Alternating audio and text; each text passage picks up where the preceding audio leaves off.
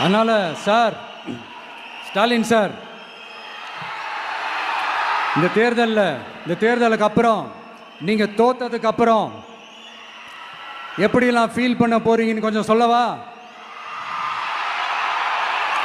ஏன்டா இந்த விஜய பாடாப்படுத்தணும்? ஏன்டா இந்த விஜயை வேதனைப்படுத்தணும்? ஏன்டா இந்த விஜய்க்கு எதிராக சதி செஞ்சோம்? ஏன்டா இந்த விஜய்க்கு எதிராக சூழ்ச்சி செஞ்சோம்? நினைச்சு நினைச்சு நினைச்சு ஃபீல் பண்ண போறீங்க.